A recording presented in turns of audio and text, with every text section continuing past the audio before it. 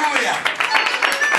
Ó, batendo palmo das contas, essa história pra você, meu irmão. Essa história se identifica com esta noite. Aleluia, vai glorificando o nome do Senhor onde você está. Aumenta aí, queridos. Aleluia.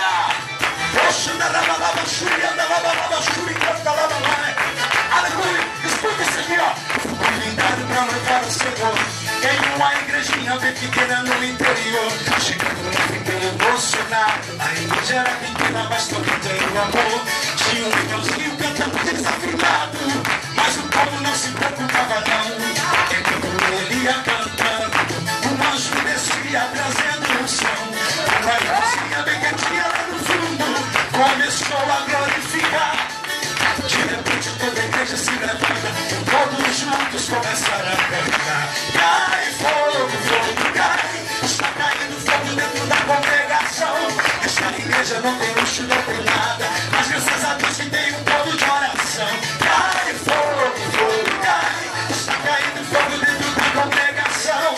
Esta igreja não tem luxo, não tem nada, mas graças a Deus que tem um povo de oração. Esse povo está aqui nessa noite, diga glória a Deus.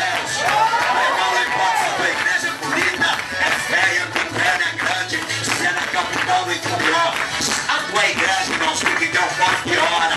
Na igreja tem que ter um povo que busca pela presença do Senhor. Quando a gente busca, ele se manifesta. Aleluia. Escuta isso aqui, não. Quando chegou minha hora, eu todo animado pra cantar. E saiu uma palavra em português, em línguas estranhas comecei a falar. O Pelé parou na hora, só se ouvia aleluia, glória a Deus, tá bom? O menino perguntou o que foi que aconteceu. O pastor cheio da unção foi ao irmão explicar. De repente os dois se abraçam e toda a igreja começa a cantar. Cai fogo, está caindo fogo dentro da congregação. Esta igreja não tem luxo, não tem nada, mas graças a Deus que tem um povo de oração. Está caindo fogo dentro da congregação.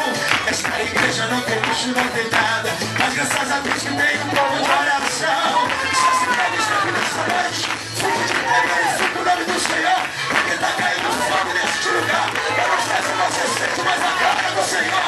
Já chama este lugar. Se você deseja da Shekinah do Senhor sobre a tua vida, meu irmão, onde você está, vai glorificando o nome do Senhor. Aleluia. Ó, quando chegou minha hora, eu tô animado, querendo cantar. Eu saía uma palavra em português, em línguas estranhas comecei a falar. O Pelé que parou na hora, só ouvia aleluia, glória a Deus. O irmãozinho que estava dormindo perguntou o que foi que aconteceu.